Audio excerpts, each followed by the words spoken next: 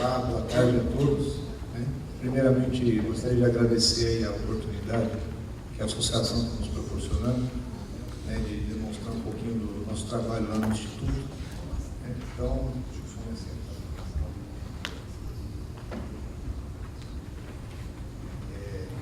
Bom, e o tópico aqui, que eu vou tratar aqui, expor para vocês, é uma proposta para avaliação técnica do sistema de estudo. Bom, eu trabalho no Laboratório de Segurança ao Fogo, como já foi anunciado, e na área específica de sistemas de proteção contra incêndio. Por que estudar isso? Por que a gente avançar nesse tema e se preocupar com esse tema? Então, assim, baseado em fatos, que já foram comentados aqui, estatísticos, os americanos já estão bastante avançados aí nessa questão do estudo e entendimento, nós temos aí basicamente que 87% dos sistemas, eles operam e são eficientes no combate ou no controle ou extinção do incêndio. Porém, existe um percentual aí de 12%, desses 12%, 9% não controlam o incêndio, não operam, e consequentemente não controlam o destino, ou operam, mas não controlam o destino. Então, essa parte em vermelho que está aí representa isso.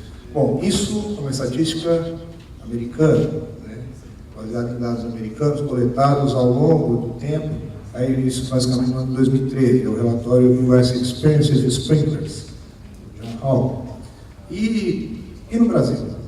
Temos alguma coisa, gente? Infelizmente não. Essa estratificação dos dados no Brasil ainda é muito incipiente, e se tivéssemos esses dados aqui coletados nas ocorrências de incêndio, o total de incêndios aqui relatados, são na ordem de 270 mil incêndios, me desculpem, a vocês, eu esqueci de colocar ali embaixo o número total de incêndios, mas somando os valores da tabela, estão 250 mil incêndios. E essa distinção nós não temos, só temos o número de ocorrências. Seria legal, isso eu peço aí aos colegas do Corpo de Bombeiros, se a gente conseguisse estratificar essa informação na origem e disponibilizar aos técnicos aqui presentes, seria de grande valia para o entendimento da questão. Bom, qual outra fonte de trabalho, qual outra fonte de informação que nós buscamos para entender melhor essa questão?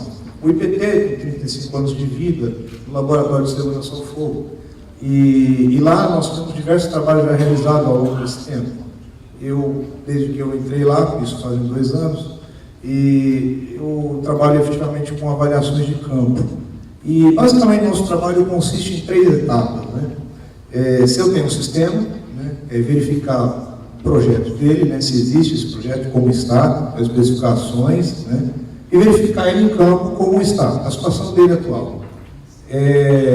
Realizar os ensaios de funcionamento, se forem aplicáveis nesse sistema, segundo as normas, e verificar o seu desempenho. E a terceira parte dele é verificar se, caso exista algum componente dele que não esteja de acordo, a gente avaliar se isso faz parte das falhas associadas a esse sistema. O IBT ele entra em questões que são solicitações de clientes que necessitam avaliar esses sistemas. Indústrias que consideram que esse sistema está inadequado e não solicitam essa avaliação. Ou prédios residenciais ou comerciais que solicitam esse tipo de avaliação. Então, nós atendemos o mercado em geral. E essas avaliações têm sido cada vez mais frequentes. Bom, diante da estatística, no Brasil nós não temos, mas temos casos reais evidenciando essa questão, temos alguns probleminhas aí associados à instalação de acoplamentos manhorados, inadequadamente, não obedecendo os requisitos estabelecidos pelos fabricantes, usando ferramentas inadequadas, trenas de brinde, ao invés da trena, do groove adequada para fazer a verificação. Temos também improvisação de materiais para aplicação de suportação, uso de barra roscada ao invés de usar o suporte adequado, ausência de suportação, o Cláudio acabou de colocar um exemplo pós, eu tenho um exemplo na hora de aceitar logo, e situações desse tipo aí de improvisação, a instalação de uma bomba jovem. Por que isso ocorre, gente? Basicamente, porque as aceitações, né, o evento de realizar a aceitação daquele sistema ocorre de maneira incompleta ou não ocorre. Então, o que foi instalado está em conformidade com as normas? O que foi instalado está funcionando? O que foi entregue para o usuário? Ele sabe modificar a condição operacional do sistema? Né? Isso é uma questão fundamental. E aí vamos estudar mais a fundo essa questão e falar, bom, o que temos na nossa norma brasileira, de sprinklers, que trata de aceitação, e o que tem na NFPA? A nossa norma brasileira tem requisitos de aceitação, oriundo da NFPA, né? Temos requisitos para testar bombas, porém tem um pequeno detalhe aí. É um requisito que ele é informativo, que é justamente a parte de inspeções, testes e manutenção. Ele é um requisito que, sendo informativo, não é obrigatório. E na NFPA 13, os requisitos de aceitação correspondentes à parte de inspeções, testes e manutenção não são obrigatórios e o contractor, né, o instalador, tem que atuar. Aí fui olhar com um pouquinho mais de detalhe na NFPA 13, o que aborda. Observei que lá o instalador, né, ele tem que entregar, realizar a aceitação, avisar a autoridade competente quando vai fazer os testes, realizar os testes, entregar o relatório de testes. A mesma coisa com relação ao manual de uso, operação e conservação, de acordo com as diretrizes da NFPA 25, que o Cláudio acabou de mencionar. Além disso, tanto para os tubos aparentes quanto enterrados. Além dessa questão toda, né, de aceitação dos sistemas hidráulicos, tem a aceitação dos sistemas como um todo da edificação, né, a integração desses sistemas, que relata a NFPA 13, que é o comissionamento de sistema de proteção contra incêndio. E a NFPA 3, ela divide essas etapas de implantação dessas medidas de segurança em 4 grandes etapas: planejamento, projeto, construção e ocupação. A etapa de construção aí em vermelho, né, é o período em que os sistemas projetados são efetivamente instalados, testados e aceitos. Então já é uma recomendação bastante importante, detalhada.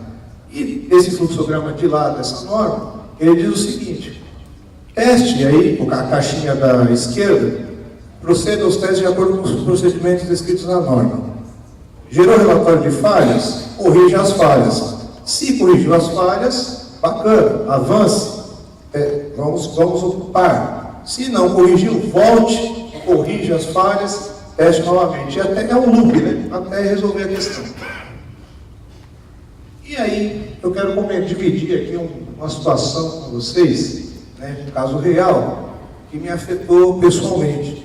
Então, eu busquei, né, dentro do Instituto, né, estudar esses casos, mas nada melhor que um caso que a gente estuda na vida real. Por conta de confidencialidade da informação, eu não posso expor casos de clientes do IPT, mas eu posso expor um caso que me afeta diretamente. Não vou informar construtoras, empresas, incorporadores, enfim, isso não é o caso. Mas a questão é ilustrar os problemas aí associados a essa questão. Bom, eu e minha esposa, né, um plano de planejamento de vida, nós vamos fazer um investimento, senhorita Juliana, vamos adquirir uma sala comercial.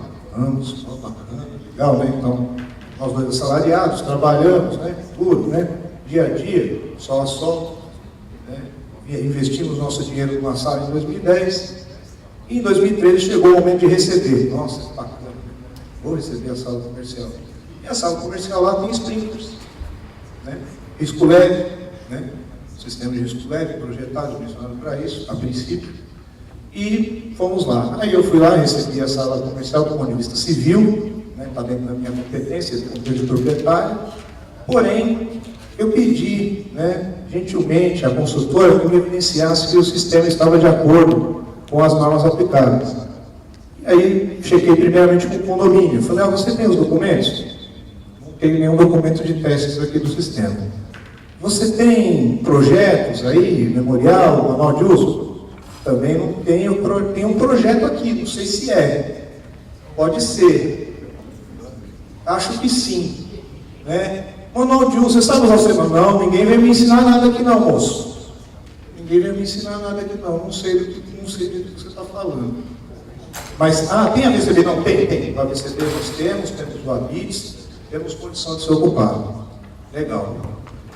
E temos a RT. Não, isso realmente tinha. Aí, é a cara do empreendimento comercial, tem uma salinha, tem um sistema de sprinklers lá, bacana. Bom, aí eu fui atrás de informações para saber como eu aceito essa sala do ponto de vista documental, primeiramente. Aí fui na instrução para Corpo de Bombeiro, o que é requerido uma série de documentos legais, né? Então tem a parte de projetos, de projeto, documentação associada ao projetista, né? Pede também para geramento de vistoria que tem um profissional habilitado que conhece o sistema, enfim, tem todos os requisitos que tem que ser protocolados no projeto de segurança contra incêndio. Fui na instrução técnica de sprinklers, mas lá na instrução técnica de sprinklers específica, ele não solicita nenhuma questão de resultados, apresentação e conclusão de resultados, apenas o atendimento à norma 10897, que em si adequado. Mas lá não pede, não requisita. Tudo bem. E aí pedi formalmente à construtora. Falei, olha, gostaria que você me apresentasse os relatórios de aceitação. Né? Coloquei aí formalmente. Estou omitindo aí os dados em relação a contatos. E aí, como resultado, um atestado dizendo que atende às normas técnicas oficiais. Falei, mas que normas técnicas oficiais são essas? Eu não entendi. Pedi novamente o esclarecimento. Eu falei, não, eu não quero que você me fale que o sistema está de acordo, eu quero saber se o sistema foi aceito de acordo com os requisitos de aceitação. Eu quero resultados dos testes. Acho que eu não fiz entender. E aí descrevi para eles todos os requisitos necessários. E apresentaram um novo atestado. Só que com o copy e cola, né? O trecho colado dos requisitos que eu acabei de mandar para ele, dos ensaios de aceitação. Essa reação de vocês me faz pensar bastante, né, na minha condição. Né?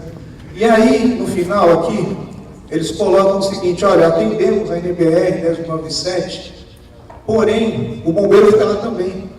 Ele está dizendo que o bombeiro aprovou.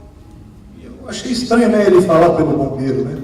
E eu fui lá checar com o bombeiro, eu fui pessoalmente lá para o bombeiro, eu perguntei para o oficial, olha, eu tenho uma situação, né, uma sala comercial, e tal, ele falou, olha, ele atendeu todas as requisitos de documentação, tem uma VCT, enfim, na ocasião foi vistoriado e estava tudo ok. Mas o que eu faço? Né, se o ele não está me entregando os testes, não sei se o sistema funciona, o sistema está em condições. Ele falou, olha, ele vai ter uma renovação, né? Então, por exemplo, no ato da renovação vai ser checado novamente. Eu falei, ok. E eu falei, mas eu achei, para quem eu reclamo?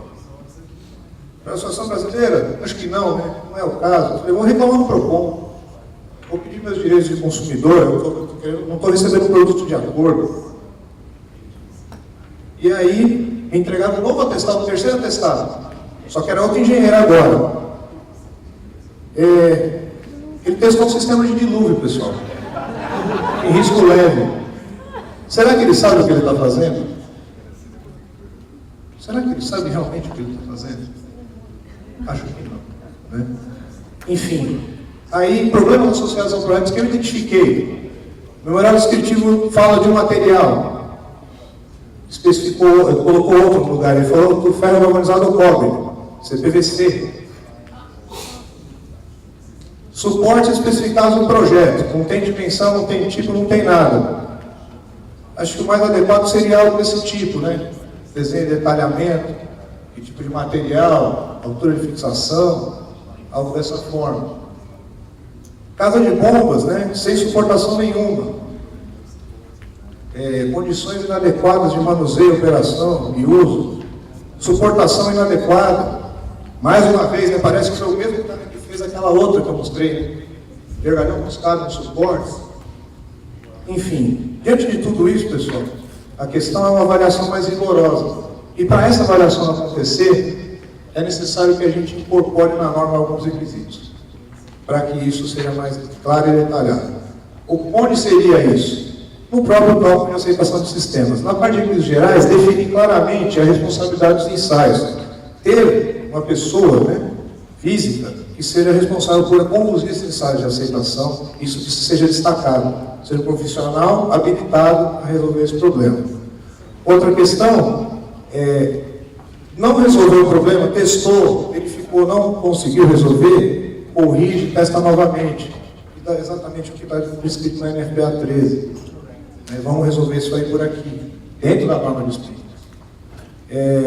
Toda a parte de documentação associada à aceitação, isso tem que ser de caráter obrigatório, para que o usuário tenha condições de, quando solicitar as inspeções que o Cláudio mencionou aqui anteriormente, tenha a documentação para resolver esses problemas, informando quais os componentes, quais são, o que são, periodicidade de troca, que tipos são, a forma como devem ser trocados, enfim, esse detalhamento tem que existir.